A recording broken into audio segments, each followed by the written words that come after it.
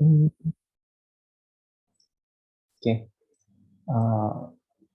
Oke, terima kasih. Di pertemuan keempat ini kita akan eh, membahas mengenai hidangan Thailand ya. Jadi tetap kita akan membicarakan eksistensi, estetika, dan juga karakteristik daripada hidangan ini.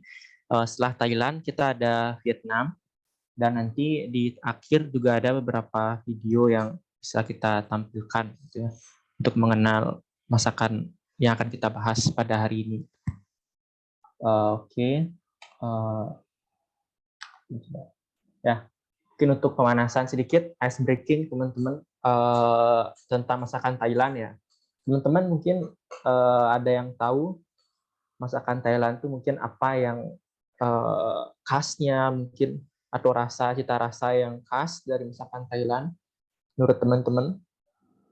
Bisa dipikirkan dulu 1 menit, nanti silahkan yang sudah mendapatkan idenya bisa on-kan mic-nya.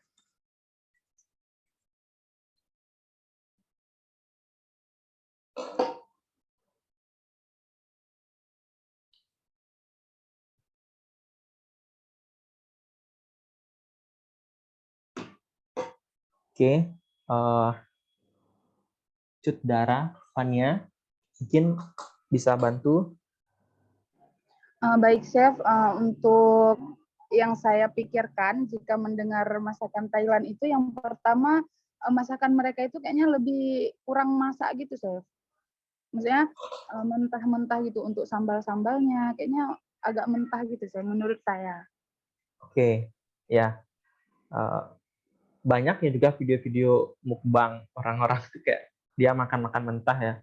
Kan kepiting mentah, terus udang-udangnya juga kayak udang-udang kecil-kecil itu ya dimakan ya. Ya.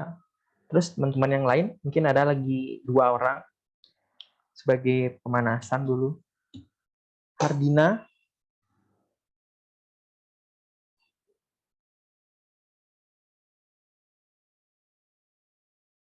Ya, Chef. Ya. Mungkin kok dari Hardina sendiri apa yang diketahui tentang masakan Thailand? Masakan Thailand ini kan biasanya orang Thailand makannya kebanyakan makanannya itu kan masih mentah-mentah. Untuk rasanya itu kebanyakan rasa pedas dan penuh bumbu. Yang dipakai rempah-rempah yang dipakai oleh orang Thailand ini masih segar, bukan dalam keadaan kering, Chef. Segitu sih pemahamannya. Oke, sekarang kita akan lihat beberapa masakan yang khas ya dari mereka yang perlu diketahui. Pertama ada pad thai, ada masaman kari, ada somtam. Mungkin tadi yang dimaksud itu somtam ya teman-teman.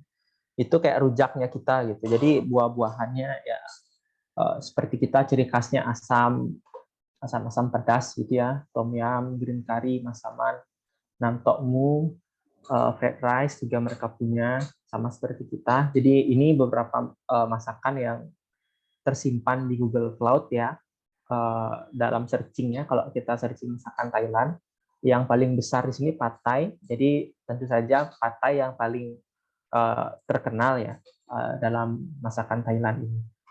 Nah, selanjutnya kita akan masuk ke eksistensi daripada masakan Thailand sendiri. Kalau di kancah dunia atau global, berkat diplomasi makanan yang sukses ya, melalui event-event besar yang diadakan pemerintah Thailand di luar negeri, itu mereka dapat memasarkan kuliner mereka secara global. Salah satunya adalah dalam bentuk seperti ini. Jadi bentuk masakan Thailand di luar negeri itu sederhana. Nah, kalau di tempat saya berkuliah dulu itu memang kebanyakan mereka dalam bentuk food truck ya. Jadi dalam food truck ini mereka bisa menjangkau tempat-tempat yang depan kampus atau depan kantor gitu. Jadi mereka bisa mudah terjangkau gitu. Dan harganya pun ya kisaran 7-8 dolar seperti itu untuk makanannya mereka. Dan yang paling sering saya kunjungi itu restoran food truck-nya itu pasti ada aja pad thai-nya.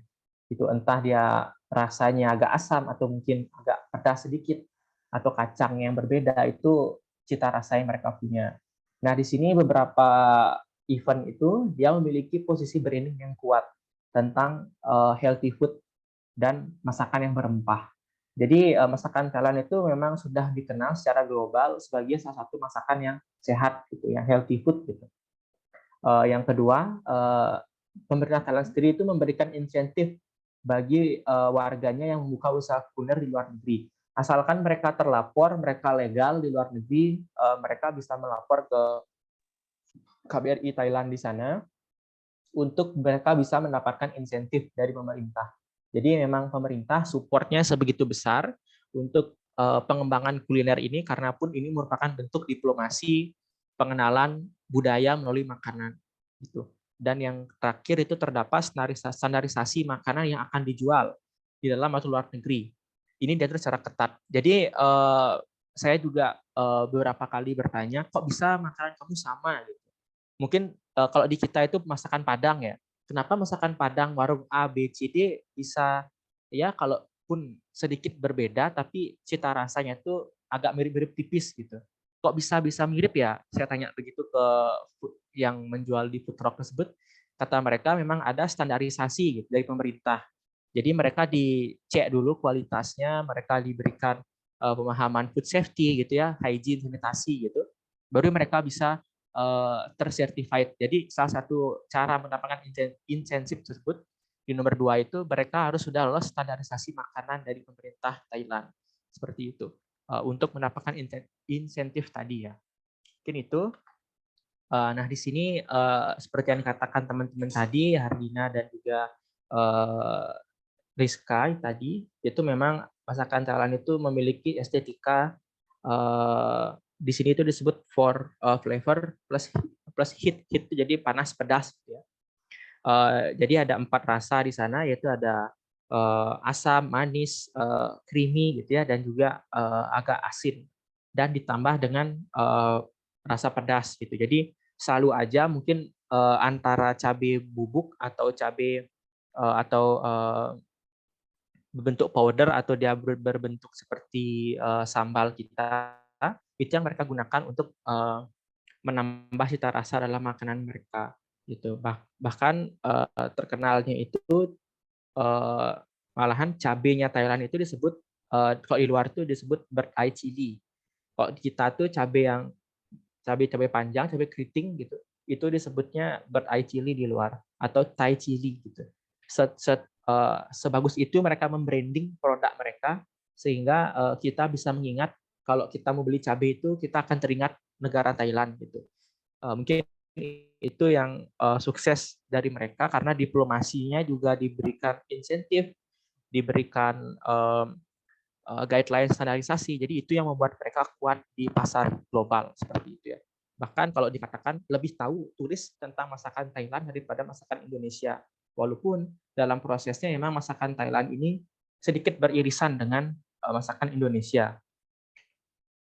Nah, di sini salah satu yang paling kita bisa highlight itu ya dari masakan Thailand sendiri, dalam makanan Thailand acap kali dikaitkan dengan budaya. Jadi mereka mencampurkan budaya dalam agama Buddha ya untuk mereka buat suatu hal yang unik dalam penyambutan tamu-tamu kenegaraan. Nah, dalam konteks ini mereka memberikan 3 pemahaman yaitu storytelling dalam bentuk budaya dan juga sejarah. Jadi ketiga ini dimiliki oleh Thailand gitu ya untuk dia mendeliver makanannya. Dan di Indonesia sendiri pun sudah ada sebenarnya sejak 2016 itu dari Akademi Gastronomi Indonesia itu sudah membuat yang disebut Triangle of Indonesian Gastronomy. Jadi di sisi atas piramida segitiga itu dia ada paling atas itu dia ada makanan, di kirinya itu ada sejarah, yang kanannya itu ada budaya. Jadi ada pengungkapan budaya, ritual dalam makanan, ada rempah-rempah makanan yang dipakai. Baru segitiga di bawah itu, yang paling bawah itu dia mengatakan storytelling-nya. Jadi ada faktor-faktor budaya dan juga sejarah dalam makanan untuk dibuatkan storytelling. Indonesia juga punya dan kurangnya cuman kita tidak secara serius pemerintah untuk memberikan diplomasi seperti Thailand tentang makanan. Nah, di sini ada karakteristik daripada masakan Thailand itu dia terkenalnya secara global itu masakan yang sehat, healthy food, herb-nya atau rempahnya yang kuat, rasa asam dan juga rasa pedasnya. Di sini ada beberapa, yaitu yang pertama mereka merupakan salah satu masakan unggulan di Asia dengan aroma dan rasa yang khas, kombinasi warna dan penampakan menarik. Dan kedua adalah makanan pokok Thailand adalah nasi. Yang ketiga ciri masakan Thailandnya adalah yang pedas ya. Ada 10 bumbu penting dalam dapur Thailand, yaitu ada chili powder, ada kelapa, ada ketumbar. Ketumbar ini dipakai dari akar, batang, dan daun. Jadi mereka dilalap gitu makannya, seperti kita makan kemangi gitu ya. Ada saus ikan, ada bawang putih, serai, daun jeruk atau jeruk nipis atau jeruk purut, gitu ya. Ada minyak kedelai atau minyak kelapa, bunga matahari, lada hitam dan juga lada putih. Yang terakhir ada kecap. Dan bumbunya mereka biasanya diulek gitu. Nah, mereka penggunaan ulekan itu tidak seperti ulekan kita. Kalau kita kan datus dalam itu ada lubangnya, itu disebut mortar oleh mereka. Mortar disebutnya. Jadi ditumbuk-tumbuk gitu, bukan diuyak seperti kita. Mereka menumbuk istilahnya gitu. Nah, tadi sudah kita bicarakan ya tentang estetika, eksistensi dan juga karakteristik daripada masakan Thailand itu sendiri. Sekarang kita coba untuk merefleksikan pembahasan tadi yang kurang lebih sudah disampaikan gitu ya. Sekarang yang ada 3 di sini pertanyaan yang mencangkup daripada pembahasan tadi sebelumnya, beberapa slide tadi. Mungkin teman-teman kalau ada yang sudah menemukan jawabannya, bisa on mic-nya, bisa jawab pertanyaan yang mana saja, mungkin yang diketahui. Bisa mungkin siapa yang mau volunteer kalau sebelum ditunjuk. Izin Chef Gina. Ya, Gina, silakan. Gina izin menjawab pertanyaan nomor 2. Bagaimana karakteristik masakan Thailand? Karakteristiknya ada 3. Yang pertama itu sehat. Yang kedua itu menggunakan rempah-rempah yang banyak. Yang ketiga itu mempunyai rasa pedas. Ya, korek. Benar ya. Jadi silakan teman yang lain. Kalau ada jawaban yang lain mungkin untuk nomor 2 atau yang 1-3 masih kosong, silakan volunteer yang mau volunteer sebelum kita tunjuk.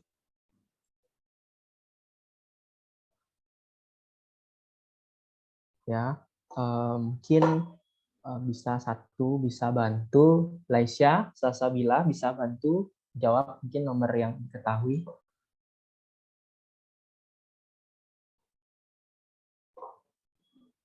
Mic-nya nggak hidup ya, Mbak, ada suaranya.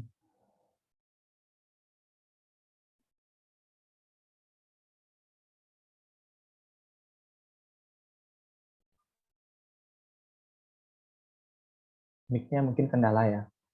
Kalau Hardina, mungkin. Ya, Chef. Saya ingin menjawab pertanyaan nomor 1. Apa filosofi masakan Thailand? Masakan Thailand memiliki 4 cita rasa, yaitu asam, manis, creamy, dan asin. Gitu. Plus satunya? Tadi plus satunya itu ada 4 kan? Terus plus satunya apa? Plus satunya itu asin ya, Chef? Pedas. Pedas ya, benar. Pedas. Jadi itu ya ada 4 plus satunya dia. Jadi itu, dan yang ketiga mungkin itu jawabannya itu adalah cara promosinya mereka ya. Jadi diplomasinya itu benar-benar sukses dari cara pemberian insentif, pemberian standarisasi, itu yang bisa membuat masakan Thailand itu mendunia. Jadi kalau Indonesia sebenarnya mau mendunia, mengglobal gitu, nggak hanya rendang mungkin yang diketahui orang luar, itu bisa mulai dari seperti memberikan insentif kepada pelaku kuliner di luar negeri gitu. Jadi mereka kan bersemangat gitu untuk membuat usaha gitu. Dan ini juga menumbuhkan rasa wirausaha, sehingga mereka di luar negeri itu tidak hanya bergantung kepada pekerjaan dengan orang lain, tapi mereka juga bisa mendatangkan pekerja dan mereka bisa berwirausaha di luar negeri. Mungkin seperti itu. Selanjutnya kita akan membahas mengenai beberapa teknik memasak. Ada juga rempah, authentic food atau makanan yang otentik. Ada juga etiket makannya dan juga table manner. Cuman sebelum itu, mari kita lihat ke gambar yang di samping ini, yang ada map ini. Dikatakan di sini ada Thailand cuisine by region, ya. Yang mana maksudnya adalah di setiap wilayah itu, bahkan Thailand memberikan roadmap ya. Kalau kalian ke daerah di selatan gitu, di bawah yang warna biru ini, ke selatan, berarti kalian harusnya bisa mencoba ini gitu. Kalau kalian mau ke daerah east atau daerah yang agak kesinian dikit, kalian bisa coba tom yumnya mereka. Yang di kuning mereka di wilayah barat ini, wilayah barat kalian bisa coba pad thai-nya gitu. Jadi atau yang di atas ini yang agak utara ini mereka bisa coba khao soi gitu. Jadi se-clear ini mereka membuat roadmap seperti itu untuk setiap regionnya mereka atau setiap provinsinya mereka. Jadi ini yang mungkin bisa dicontoh oleh Indonesia. Kalau kita lihat konteksnya mungkin Indonesia sendiri ya bisa mulai daripada di Aceh. Mungkin kalau di Aceh apa yang bisa dieksplor di sana itu yang coba kita buatkan panduannya sehingga orang yang ke sana itu mengetahui ternyata di wilayah di sini itu ada makanan ini, kita bisa coba ini gitu. Dan itu bisa salah satu cara buat bikin kuliner kita itu makin mengglobal gitu ya. Nah, selanjutnya kita akan membahas mengenai cooking tekniknya yang dipakai oleh masakan dalam membuat masakan Thailand sendiri. Tentu ini memiliki semua ya. Jadi semua itu pasti dipakai, ada stir frying, ada boiling, steaming dan juga deep frying. Cuman perbedaannya adalah apa yang dimasak gitu kan. Nah, kalau di boiling mereka ada memasak menggunakan holy basil. Ya, holy basil ini merupakan tanaman masih satu genus dengan lalapan kita yang sering makan itu. Dedaunan kita itu holy basil ini sangat sama. Kemangi itu masih sama dengan holy basil. Cuman kalau holy basil ini daunnya itu agak besar sedikit. Jadi dia agak lebar gitu. Dan ini biasanya digunakan untuk aromatik ya. Jadi dia akan dipotong shredded gitu, diiris-iris tipis.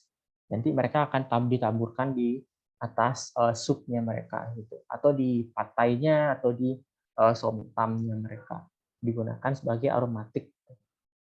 Nah, selanjutnya ada beberapa teknik memasak juga yang dipakai, itu ada braising, ada roasting, dan juga ada shallow frying. Nah, kalau shallow frying sendiri mereka di sini menggunakan kuliner mereka yang terkenal tuh bayi udang ya. Jadi masih dengan kumis udangnya masih ada di sana. Itu mereka goreng secara crispy gitu ya dengan minyak yang 1-3 inci dalamnya. Jadi mereka biasanya disediakan ini itu di pasar-pasar rakyat atau pasar basah gitu ya, atau people market lah bilangnya. Jadi itu yang terkenal di sana. Jadi bayi udang yang masih memiliki kumisnya itu, rambutnya itu tetap dipakai. Jadi langsung digoreng dengan campuran tepung kanji sedikit atau tepung tapioka, itu dipakai untuk merekatkan mereka. Nanti akan digoreng itu sampai dia golden brown seperti ini gambarnya. Ya, mungkin itu yang cooking teknik yang dipakai di Thailand. Mostly mereka pakai semua. Di sini ada herb atau rempah Thailand sendiri. Nah, di sini ada 15 ya. Cukup banyak yang dipakai, tapi tidak sebanyak di kita juga gitu ya. Dan kalau kita mau bicara masakan mana yang paling banyak rempah, kita bisa dengan PD bilang Indonesia paling banyak rempahnya. Dan rempahnya itu bisa lebih dari 32 mungkin yang dipakai. Kalau di Bali sendiri bahkan kita rempahnya itu bisa pakai Ada 32 macam, itu disebutnya itu basa gede atau kita sebutnya selain basa gede itu dia bumbu yang besar gitu. Jadi untuk peruntukannya itu untuk hidangan seperti ayam betutu gitu yang otentik gitu. Kalau Thailand sendiri di sini mereka membuat guide ya atau panduan untuk menggunakan rempah-rempah mereka di rumah. Dan kalau basil sendiri di sini memiliki manfaat yang pertama itu dia efektif anti-inflamatori yang mana bertujuan untuk dapat merendahkan potensi stres dan juga kecemasan gitu ya. Yang mana di sana juga ada beberapa masakan yang menggunakan basil seperti gapau. Nah, kalau di sisi yang kedua ada Thai Mint. Thai Mint sendiri merupakan suatu rempah yang bisa menurunkan apabila kita memiliki atau kemasukan angin ya, atau kita kedinginan gitu. Karena dia mengandung antioksidan juga anti-inflammatory agent. Jadi dia mampu untuk membantu kita tetap hangat gitu. Nah, di sini makanan yang disarankan itu adalah rap. Yang ketiga ada koriander. Koriander ini juga bisa dipakai batang, daun, dan juga batang, daun juga akarnya bisa dipakai gitu. Jadi koriander ini full dia mengandung antioksidan yang mana dapat juga meningkatkan imun tubuh dan juga dia merupakan salah satu rempah yang bisa membantu kita mencegah kanker, mencegah inflamatori dan juga mampu melindungi saraf neuroprotektif kita yang ada di otak. Nah, dish atau makanan yang disarankan itu adalah pad thai yang di atasnya itu diberikan koriander yang masih fresh. Nah, kalau yang keempat ada lemongrass di sana. Di sini bisa dia memberikan relief pain atau rasa sakit. Kita punya rasa sakit mungkin di tenggorokan itu bisa diredakan. Ada kalau rasa kita tidak enak menelan juga bisa menggunakan lemongrass sendiri, bisa meridus atau mengurangi panas gitu ya. Dan juga dia mengandung antioksidan juga. Dan di sini dish atau makanan yang disarankan itu adalah tom yum clear soup. Yang terakhir yang kelima itu ada turmeric atau kunyit di sini. Itu mempunyai anti-inflamatori yang sangat tinggi, efek dan juga efek lainnya juga dia juga memiliki antioksidan yang kuat. Ya. Di sini makanan yang disarankan untuk dimasak di rumah itu adalah kuahling. Gitu. Bahkan mereka juga menyarankan untuk setiap warga negaranya mereka itu di Thailand itu untuk menanam di rumah. Gitu ya. Jadi mereka tidak membeli, jadi mereka bisa berhemat dengan menanam di rumah. Nah, kalau di spices sendiri, di sini ada dua, basil dan holy basil dan juga Thai basil. Kalau Thai basil tuh seperti kemanginya kita, kecil-kecil daunnya, tidak terlalu lebar. Holy basil tuh dia agak lebar, hampir selebar kalau Thai basil tuh ada yang besarnya tuh mungkin hanya sedaun kelor. Kalau yang pertama itu mungkin selebar daun salam, ya. Seperti itu.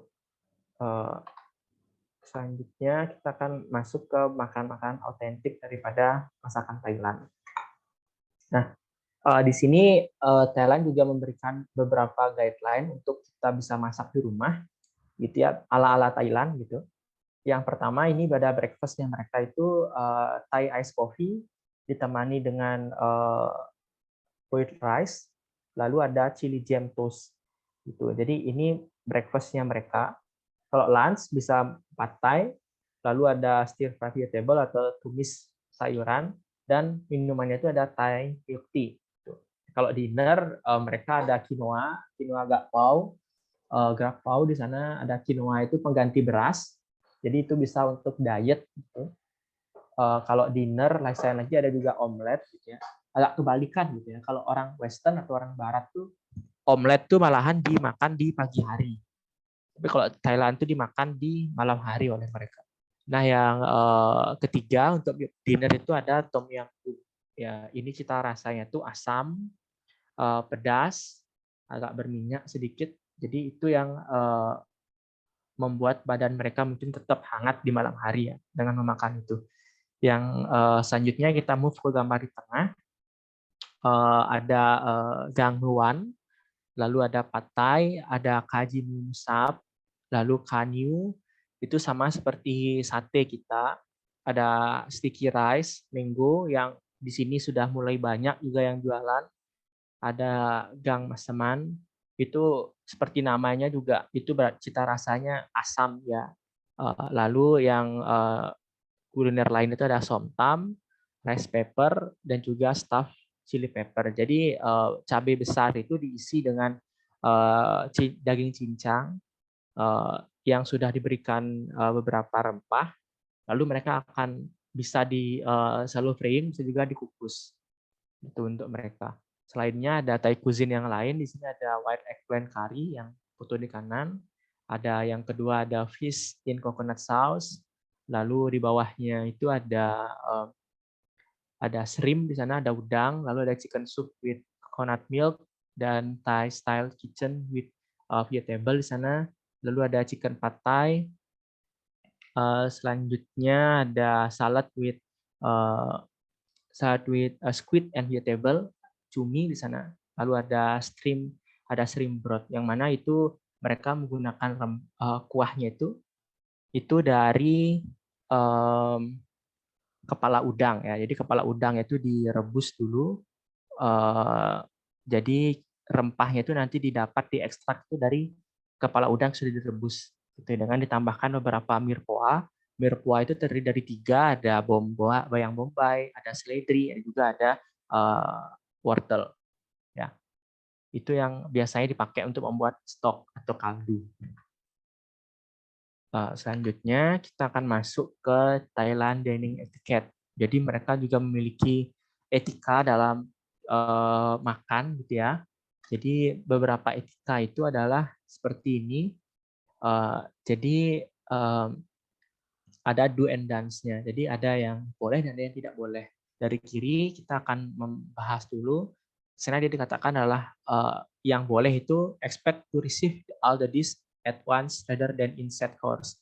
Jadi sekalian diterima gitu. Jadi apabila ada hidangan banyak itu ala carte gitu ya, ada udang, ada nasi gitu ya, sekalian diambil daripada kita nyumot-nyumot nanti. Gitu. Dan yang tidak boleh itu adalah kita eat from your fork, use it only to push food onto your spoon. Jadi tidak diperkenankan di Thailand itu untuk makan menggunakan garpunya. Jadi kita menusuk gitu, baru langsung kita masukkan ke bibir. Jadi kita harusnya tuh menusuk udangnya itu kita bawakan ke sendok, baru kita makan. Jadi dari sendoknya kita makan, bukan dari garpunya langsung. Gitu. Dalam konteks makanan ya, kalau dia mungkin mie, Thailand mungkin lebih banyak menggunakan sumpit daripada garpu ya. Dan yang di sini di kanan itu ada yang lain, siap-siap untuk kita sharing gitu. Jadi makanan yang kita ada di table itu kita untuk sharing semua. Jadi kita juga bisa bagi-bagi setelah kita makan, kita bisa kasih. Setelah kita ambil beberapa makanan yang kita perlu, kita cukupi, nanti kita akan share ke table yang lain di samping atau orang yang di samping kita untuk mencoba makanan yang kita sudah order. Sekarang yang tidak boleh itu adalah take the last bite from the sharing bowl. Jadi ada suatu makanan yang kita bagi gitu dan tersisa satu hidangan gitu ya, satu potong mungkin. Jadi karena etikanya adalah siapa yang membayar atau sharing gitu, yang mengajak sharing, dialah yang sepantasnya untuk menghabiskan gitu. Jadi orang yang ditraktir itu tidak elok dilihat kalau secara budaya Thailand itu menghabiskan makanan yang dibagi seperti itu. Selanjutnya kita akan membahas ke Thailand Dining and Cooking Equipment. Jadi mirip-mirip dengan kita ya. Jadi orang Thailand juga senang untuk melakukan lesehan seperti ini. Jadi mereka karena di wilayah utara itu di Thailand itu memang mostly penduduknya adalah selain di agama Buddha di Thailand juga bagian utara itu ada kelompok Thailand yang beragama Muslim gitu. Jadi kalau mungkin wondering, mungkin kalau kalian berpikir di Thailand itu ada nggak makanan yang halal gitu ya? Tentu ada di bagian utara itu. Mereka memang terkenal komunitas Thailand beragama Muslim. Itu kalau di Thailand itu ada makanan halal dia. Di sini selain itu kalau yang tradisional tadi di lesehan, sekarang yang modern mereka sudah makan ya secara digunakan table gitu dengan menggunakan cutlery yang lengkap, ada setup table yang ala-ala barat gitu ya, ala western. Seperti itu ada 2 versi gitu ya. Nah, sekarang kita akan membahas mengenai peralatan. Jadi tadi yang kita katakan tentang mortar tadi itu ada di sini. Jadi mortar yang digunakan Thailand itu adalah ini dia. Jadi caranya itu menumbuk dia, bukan kayak kita kan secara gerakan tuh maju mundur ya. Kalau Thailand itu dia agak ditumbuk gitu ya. Dia menumbuk makanannya, bahan makanannya mereka seperti itu. Itu yang disebut mortar. Nah, selanjutnya dia menggunakan wok juga, ada menggunakan bambu untuk mengukus seperti ini, atau yang lainnya dia juga selain menggunakan ulekan ya, juga menggunakan blender juga gitu. Jadi tetap mengambil unsur tradisional dan juga modernnya. Nah, sekarang kita ada di akhir penutup ini. Sebelum ke video, kita akan kuis dulu sebentar.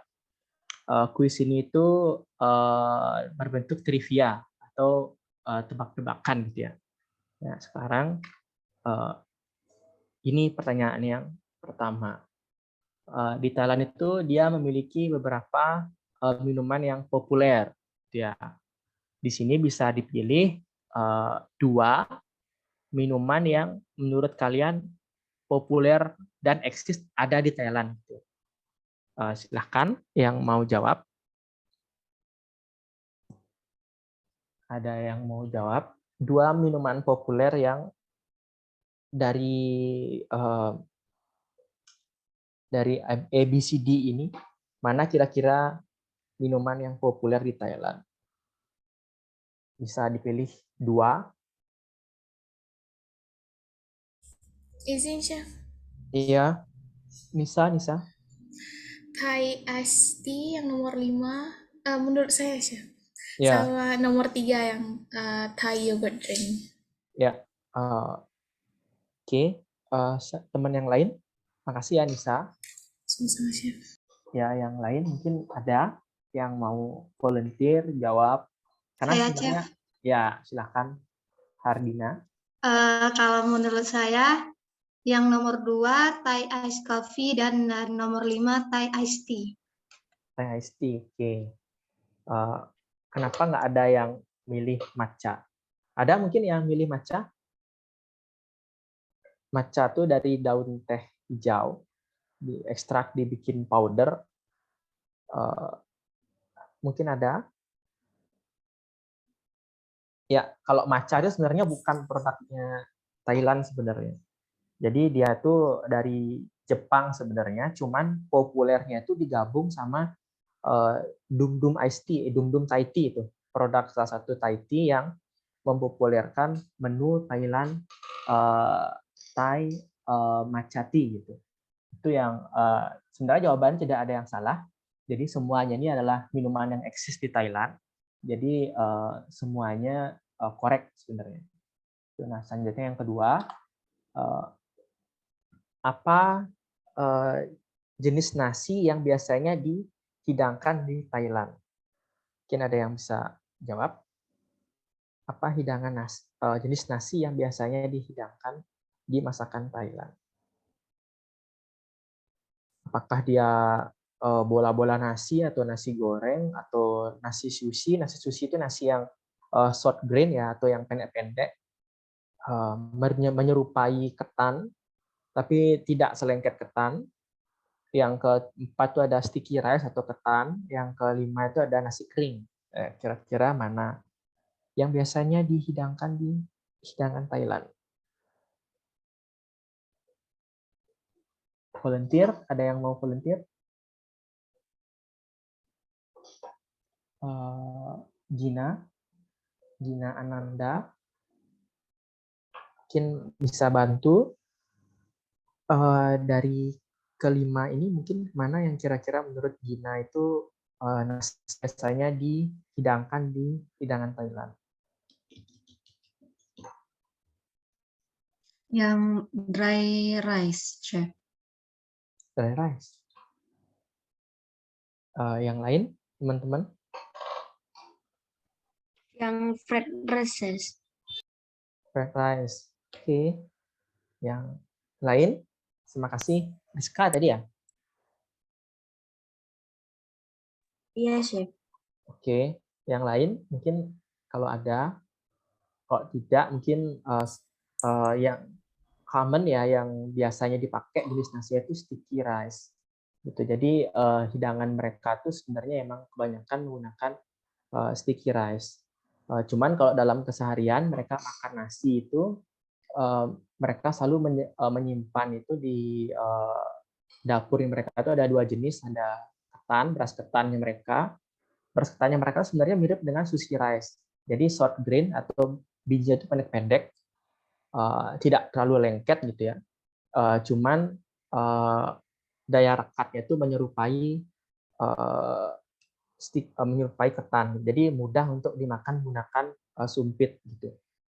Selain itu mereka juga terkenal dengan jasmine rice. Kalau di luar negeri ini jasmine rice Thailand itu paling mahal, bisa $14 sampai 21 untuk hanya dapat 4 kilo. 160 ribuan kalau dirupiahkan, hanya 4 kilo didapat beras jasminnya mereka. Jadi cukup mahal dan rasanya juga ada rasa yang kita beli di sini. Emang enak juga rasa berasnya.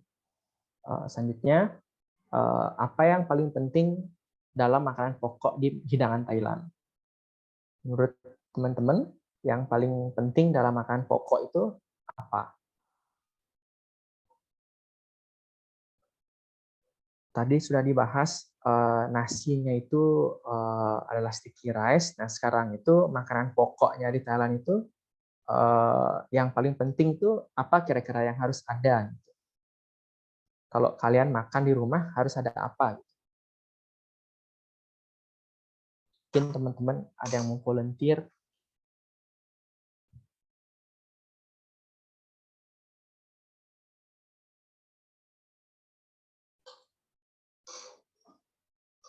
Oke, selanjutnya mungkin kalau nggak ada yang volunteer, ini ada sticky rice sebagai jawaban. Jadi sama seperti kita kalau di rumah kan pasti makan kalau nggak ada nasi hambar ya. Jadi jawabannya sticky rice ya. Masih ada yang keempat, what is the ingredients makes Thai food very hot? Jadi apa yang membuat hidangan Thailand itu cita rasanya itu jadi pedas? Dari kelima ini kira-kira yang mana? Izin, Chef. Karena itu Chef, chili. Exactly ya. Kalau nggak ada yang jawab ya keterlaluan sih. Yang terakhir, negara mana ya menurut adik-adik sendiri yang mempengaruhi hidangan Thailand? Bisa lebih dari satu. Kira-kira negara mana? Izin, Chef. Ya, bisa. Negara Cina dan Jepang. Oh, bisa lebih dari itu? Malaysia, Chef. Cina dan Jepang. Ya.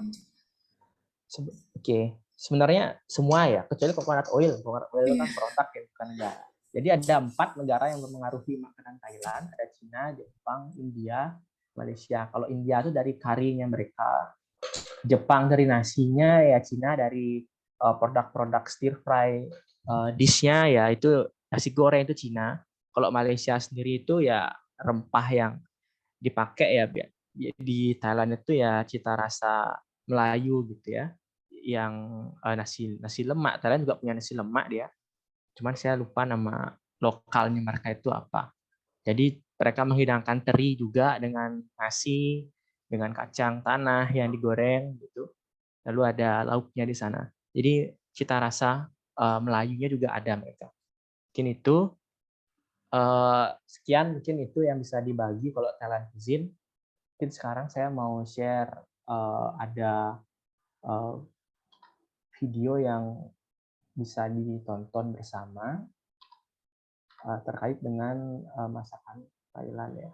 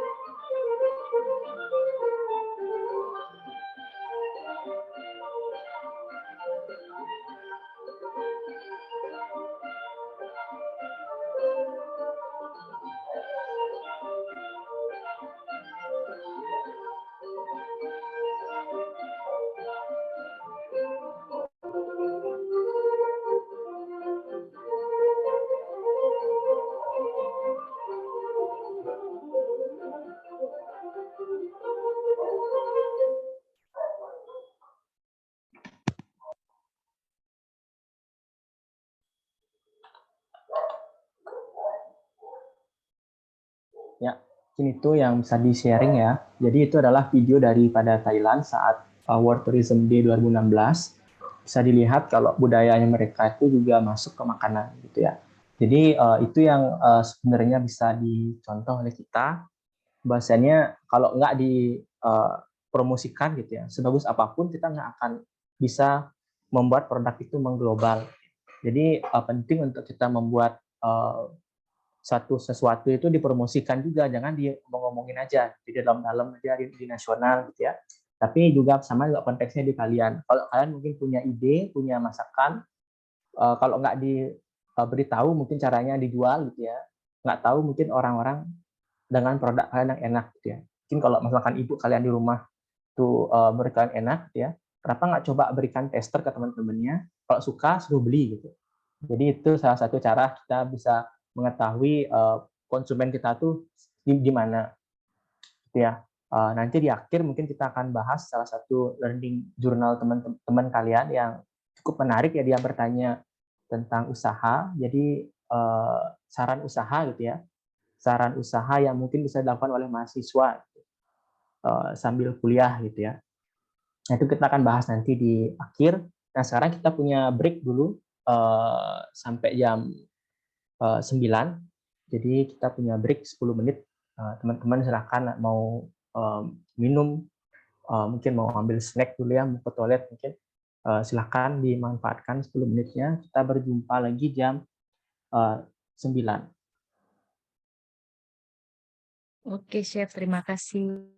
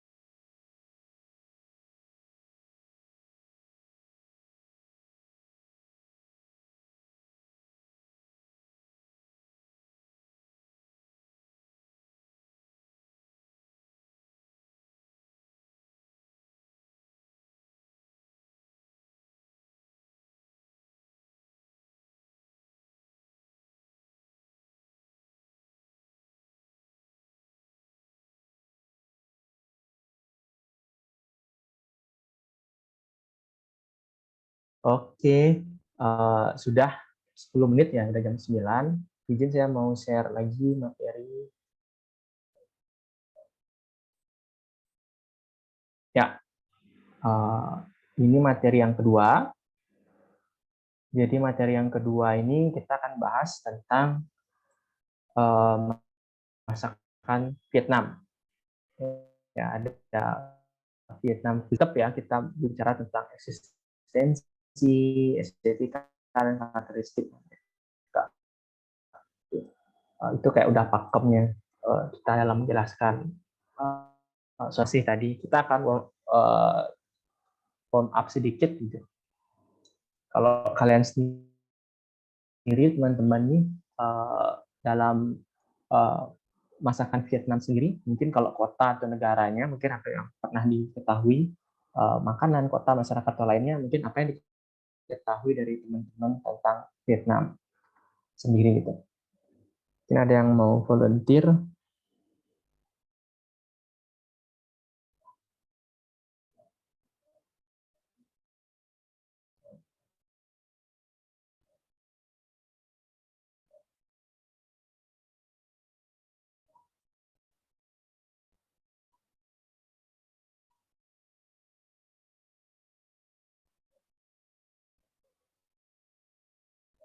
Fatia Zaidah ada ya? Fatia, Iya, Chef. menurut Fatia, apa yang Fatia ketahui tentang makanan kota atau masyarakat dari negara Vietnam sendiri? Mungkin dari cita rasa atau makanan yang pernah diketahui, mungkin apa yang Fatia ketahui?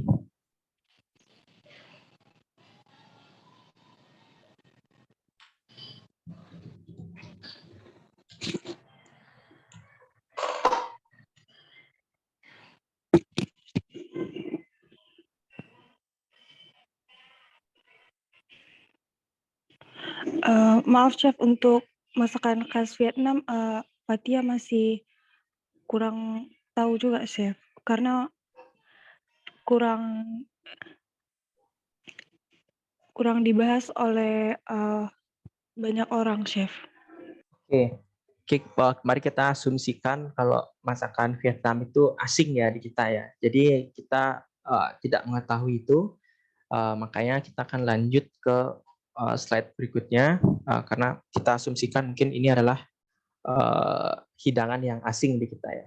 Selanjutnya kita akan bahas mengenai kenapa sih dia bisa eksis gitu ya, masakan Vietnam sendiri. Jadi mereka melakukan rencana yang disebut itu gastrodiplomatik, yang mana mereka menjadikan makanan sebagai cara untuk berdiplomasi, gitu ya. Jadi diplomasi itu adalah pendekatan suatu negara dengan negara lain untuk mencapai hubungan hubungan bilateral, hubungan apapun itu biasanya menggunakan makanan. Kalau konteks ini adalah gastrodiplomatik gitu ya. Mereka menggunakan makanan gitu untuk mendekatkan diri kepada negara lain. Makanya permasalahan sebenarnya untuk mostly di kita itu pasti akan selesai di meja makan. Karena di meja makan kita berbisnis, kita merundingkan sesuatu. Di meja makan itu memang biasanya selesai semua. Karena perut terisi, ya, terus kita udah kenyang gitu ya. Jadi diajak ngobrol tuh agak lebih santai, lebih oke gitu ya. Nah, salah satu cara pendekatannya itu adalah contohnya itu Obama, mantan presiden Amerika, dan juga Chef Anthony Bourdain. Jadi Bourdain ini melakukan dokumenter tentang Vietnam, yang mana secara mengejutkan dia mengundang Obama juga di sana. Gitu. Jadi Obama datang ke Vietnam, dia melakukan diplomasi melalui video dokumenter yang dibuat oleh Anthony Bourdain. Ya, jadi ini adalah merupakan salah satu kunci sukses daripada Vietnam untuk memperkenalkan makanan khas mereka di seluruh penjuru. Ditambah angka diaspora atau penduduk Vietnam yang tinggal di luar negeri itu cukup tinggi gitu ya. Ini merupakan persebaran masyarakat Vietnam di luar negeri. Jadi yang paling banyak itu ada di benua Amerika. Jadi yang makin terang gitu birunya itu berarti dia makin banyak orangnya di sana yang tinggal orang Vietnam. Itu. Yang semakin memudar itu agak sedikit gitu ya, daripada dibandingkan dengan yang lebih terang birunya. Gitu. Yang paling banyak di benua Amerika. Jadi tidak heran Obama datang karena ya mereka berkepentingan juga dalam melakukan diplomasi melalui makanan seperti ini. Nah, di sini ada estetika masakan Vietnam. Jadi mereka juga memiliki bahasa istilah dalam bahasa mereka disebut adalah 5 rasa yang fundamental atau disebutnya nguhi, gitu ya. Jadi ada rasa manis, ada rasa asin, ada rasa pahit, pedas, seperti itu. Itu kelima fundamental rasa fundamental yang bisa digabungkan dalam masakan Vietnam sendiri. Nah, kalau kata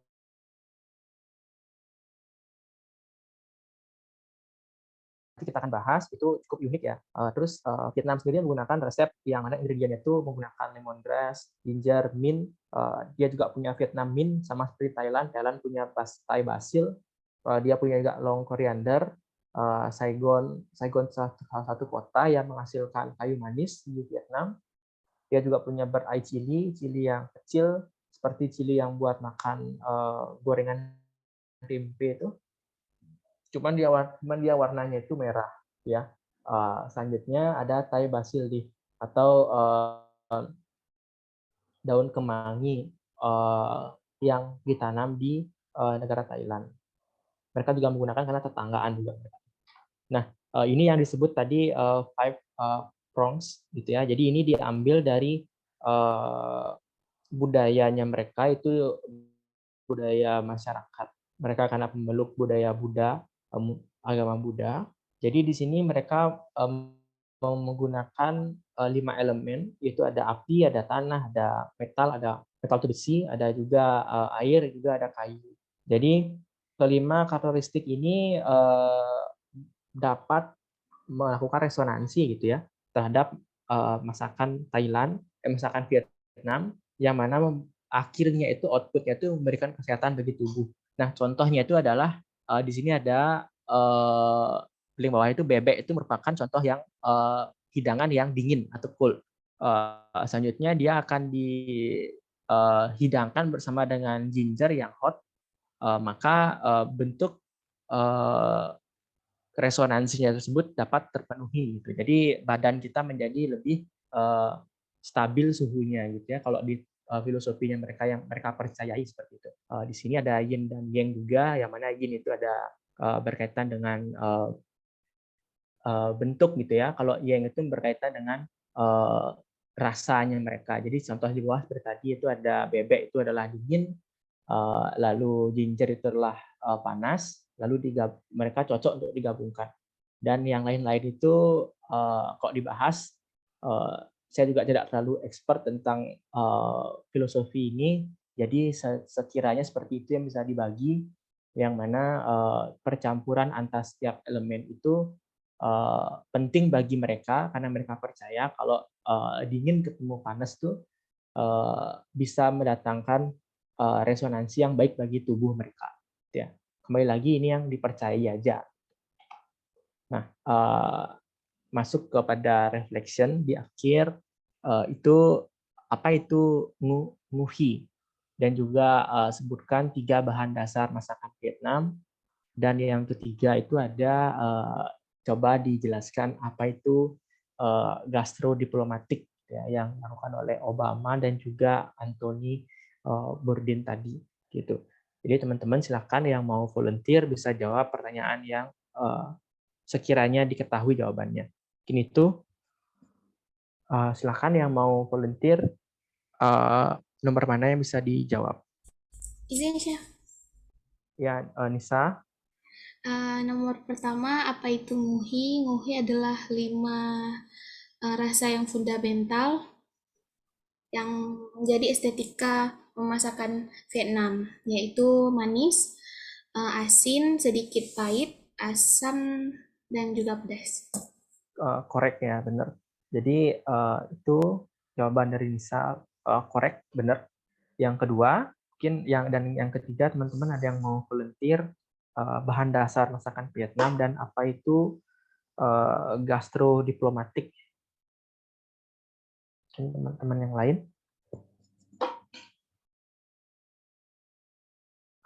Gina, mungkin ada jawaban untuk nomor 2 atau 3.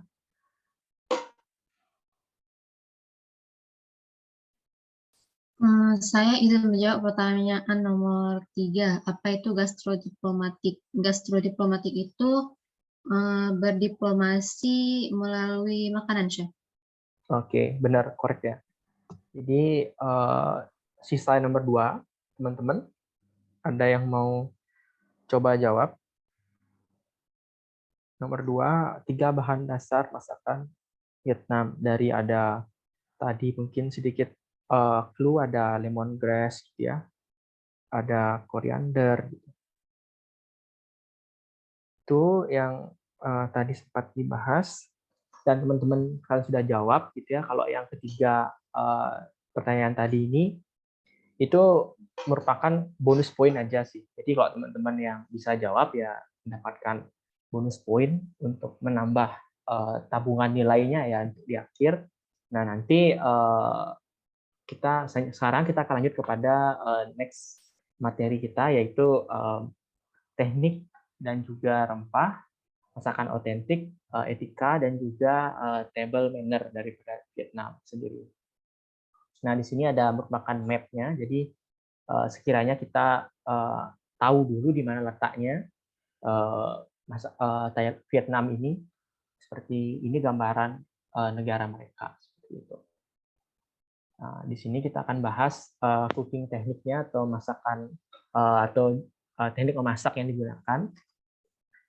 Kembali ya, mostly memang setiap hidangan pasti akan menggunakan teknik memasak yang serupa. Cuman sekarang apa yang dihasilkan gitu ya.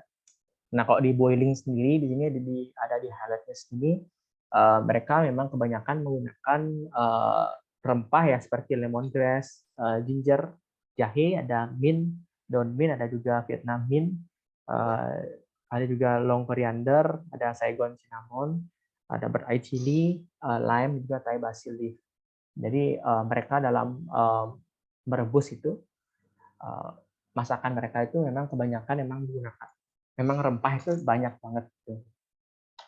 Nah, selanjutnya ada braising, yaitu cooking method yang dikombinasi. Pertama dia bisa kering dulu, baru tambahkan air, atau mungkin sebaliknya setelah dia berair mungkin disurutkan lagi sampai dia kering kembali.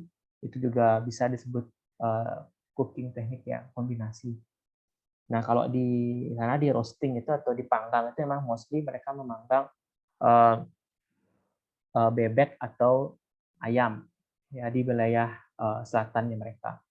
Tapi kalau di selatan itu memang banyak babi yang dipanggang, dijadikan panggang sebagai hidangan.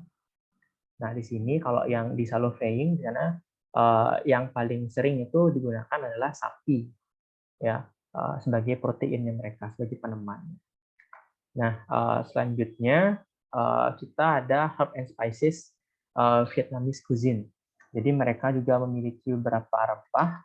Nah, ini merupakan rempah yang tadi kita bicarakan. Ya, ada Thai basil, seperti ini bentuknya, seperti daun salam ya besarnya, seperti ini. Nah, koriander, ini disebut dengan koriander. Daun mint itu seperti ini, ada red vanilla. Red vanilla itu bercita rasa untuk menambah aroma juga, dan juga hard leaf. Jadi hard leaf ini juga selain untuk aromatik, dia juga untuk kesehatan. Itu yang bisa dibahas soal daun-daun yang digunakan sebagai rempah. Selanjutnya ada makan otentik. Ya, ini ada ya kalau kita bilangnya es buah ya. Orang Vietnam bilangnya xe. Jadi xe itu dia ada kolang-kaling, ada nangka, di sana ada jelly gitu ya. Ada juga bahmi. Jadi bahmi ini merupakan kuliner yang dipengaruhi oleh negara Prancis. Mungkin sedikit fakta menarik kalau Vietnam itu juga pernah dijajah oleh Prancis. Jadi tidak heran memang mereka menggunakan ini rotinya ini adalah roti French toast, French bread. Mereka menggunakan French bread yang mana tidak memakai ragi. Mereka hanya menggunakan tepung, air, dan juga garam. Itu aja sih digunakan untuk French bread ini. Ada juga gusion. Gusion ini menggunakan rice paper yang diberikan air dulu sehingga dia lunak. Baru dalamnya diisikan bihun, ada sayuran, dan juga ada udang. Gitu. Ada juga bansio di sini. Bansio itu seperti gorengannya kita. Cuman dalamnya mereka itu biasanya diisi dengan kepiting. Nah, ada somtam. Somtam itu kalau kita nasi campur gitu ya. Si campurnya mereka disebutnya comtam. Com itu artinya nasi. Jadi ada juga ini caca. Caca itu sayur tumisnya mereka tapi menggunakan daun koriander. Kalau comgar ini nasi kuning ya, ada irisan irisan koriander juga di sana. Ada juga daging bebek di sana dipakai atau daging ayam. Jadi ini hidangan-hidangan yang pokok dimakan untuk masakan untuk orang Vietnam. Ya. Yang terakhir ada pho. Jadi bacanya itu adalah pho, bukan po. Mereka pronunciasinya itu pho. Pho ini biasanya dihidangkan dengan daging sapi bagian brisket. Jadi brisket itu dipakai sebagai hidangan ini. Di atasnya itu yang hijau-hijau itu koriander lagi dan daun mint. Cita rasanya itu asam, terus ada sedikit saltiness daripada kuahnya mereka, lalu dagingnya empuk sekali, kok daging sapi yang digunakan dari brisket ya. Lalu ada mie-nya itu seperti tekstur mie bihunnya kita. Cuman bedanya itu bihunnya mereka itu agak tebal sedikit, kayak vermicelli. Itu lalu ada dining etiquette mereka. Basically semua dining etiquette di negara Asia itu memang selalu mengedepankan orang yang lebih tua atau lebih senior ya, untuk dipersilahkan untuk makan terlebih dahulu atau mengambil makanan terlebih dahulu. Yang kedua ada body gesture. Gesture body itu di sini sangat penting untuk kita perhatikan. Pertama itu menerima makanan. Jadi kepala agak tertunduk sedikit untuk menerima makanan dengan menggunakan kedua tangan. Gitu. Yang kedua itu tidak memunculkan suara pada saat kita mengunyah. Gitu. Yang ketiga tidak berdiri ya pada saat kita mengambil makanan yang mungkin letaknya terlalu jauh. Nanti akan diputar gitu. Nanti akan dibagi. Yang keempat itu adalah tidak memilih makanan yang ada di meja. Misalkan karena kita tidak suka dengan makanan yang di depan gitu, mungkin ambil saja tapi mungkin disisihkan, lalu bisa diberikan kepada orang yang di samping atau yang memang suka. Jadi itu appropriate ya, masih sopan dia kalau di Vietnam memberikan makanan yang mungkin kita tidak suka kepada orang yang di samping yang kebetulan dia suka, daripada kita tidak ngambil yang di depan. Itu menurut mereka itu kalau kita skip gitu ya, berarti kita tidak respect terhadap masakannya mereka gitu, yang mereka percayai kembali lagi ya. Nah, di sini ada dining table manner-nya mereka. Persis seperti tadi Thailand juga, dia juga makannya di bawah tapi tanpa meja. Jadi dia tanpa meja makannya, tanpa lesehan aja gitu. Sementara kalau yang modern itu sudah ya seperti di gambar dia menggunakan meja. Itu cuman bedanya table setup-nya itu dia tidak menggunakan ala-ala Western gitu. Jadi simple aja, ada sumpit, ada soup spoon gitu ya. Sudah selesai gitu. Nah ini persis sama sebenarnya seperti tadi. Jadi saya kira bisa dilewati untuk pembahasannya karena kita akan masuk kepada kuis yang kita coba untuk jawab bersama. Ya. Jadi pertanyaan yang pertama untuk kuis itu apa makanan pokok masak orang Vietnam?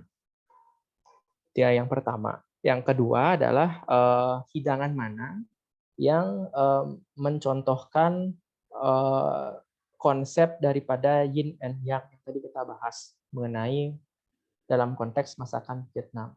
Nah, seperti itu. Itu pertanyaan 1 dan 2. Silahkan teman-teman yang mau volunteer untuk menjawab, silahkan on-kan mic-nya untuk bisa bantu saya jawab. Maaf Chef, untuk pertanyaan nomor 2-nya boleh tolong diulang sih? Oh, yang kedua itu hidangan mana yang digunakan sebagai contoh untuk konsep yin and yang balance. Yang mana tadi itu kan ada yin itu soal teksturnya, dan yang itu soal temperaturnya dia. Jadi ada panas, ada dingin gitu ya. Itu yang kira-kira yang mana dalam konsep yin and yang tadi. Makanan mana gitu ya.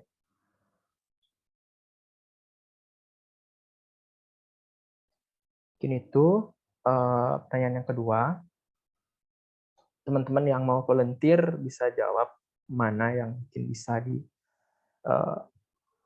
diketahui jawabannya dari mungkin makanan pokok di Thailand, yang di Vietnam. Mana kira-kira dari keempat ini? Dari daging, dari nasi, ada sayur, ada juga dari produk. Kira-kira yang mana?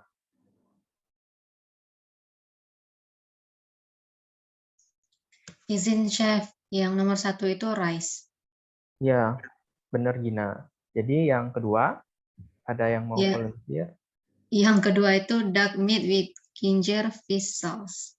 Ya, benar. Jadi 2 poin buat Gina untuk dimasukkan ke pundi-pundi poin gitu ya. Nanti di akhir, ya nanti kita lihat teman-teman ini kan ada yang aktif gitu ya. Itu yang nanti akan membedakan di akhir nanti. Ini tebak-tebakan lagi trivia gitu ya. Aku adalah makanan berkuah dihidangkan dengan kuah hangat hasil tulang ayam dan sajikan dengan sayuran ayam, perasan lemon, daun cilantro, basil dan daun bawang. Ya, siapakah dia? Jadi dari tadi kita sempat bahas yang pengucapannya itu, sedikit clue aja. Izin Chef. Ya, Nisa, silahkan. Caca. Caca. Kalau nggak salah Caca. Kurang tepat ya kalau Caca. Yang tadi kita koreksi pronounce-nya. Izin Chef, Ya, Fa. ya betul. Jadi Fa ya. Jadi tulisannya PHO, Fo, tapi kalau dibacanya itu Fa. Kalau kalian mungkin ketemu mungkin makanan itu mau order, bilangnya Fa, kan Po. Kalau Po mungkin temannya Tinky Winky ya, bukan makanan. Ya, terakhir, aku awalnya bertekstur rapuh dan mudah berkeping-keping. Setelah direndam, aku lembut dan elastis. Aku digunakan untuk membungkus sayuran selada, wortel, daun bawang, dan udang. Terbuat dari apa aku? Jadi yang dikatakan di sini adalah apa bahan dasar dari yang digunakan untuk menggulung gitu ya. Izin Chef, Izin Chef. Siapa di luar? Oh, Fatia, silahkan. rice paper. Ya, benar, rice paper. Jadi dari rice paper ya. Rice paper itu sebenarnya bisa juga digoreng langsung, dibuat crispy gitu. Bisa juga dibuat kayak kalau kita dibilang itu keripik kaca ya. Kalau di keripik kaca tuh rice paper. Cuman versi agak higienis sedikit ya. Kalau keripik kaca kan yang kita tahu kalau dilihat mungkin pembuatannya kita bisa nggak jadi makan kalau kalian lihat. Ya mungkin itu bisa kita akhiri pertemuan ini, cuman karena waktu mungkin masih, jadi saya tertarik untuk mendiskusikan salah satu teman kalian ya yang bertanya tentang ide usaha gitu ya. Mungkin saya buka dulu ya gininya ya, learning jurnalnya dia, bisa kita diskusikan bareng gitu ya. Mungkin juga bisa menjadi inspirasi buat teman-teman sehingga teman-teman dapat juga melakukan hal yang serupa gitu ya. Bentar saya cari dulu ya.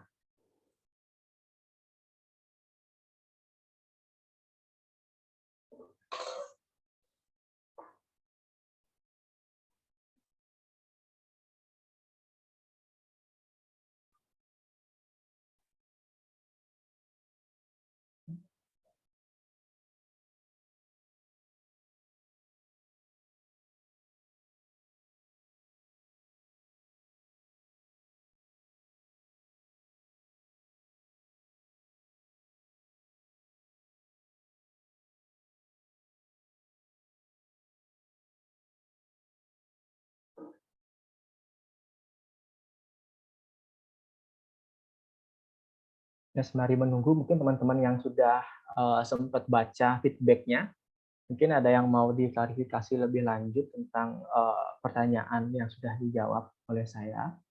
Mungkin ada yang mau bertanya, mungkin sempat coba, mungkin saran saya, terus gimana hasilnya, atau apa mungkin yang ditemukan dari itu. Sembari saya mencari yang mana tadi tuh yang reflection jurnalnya.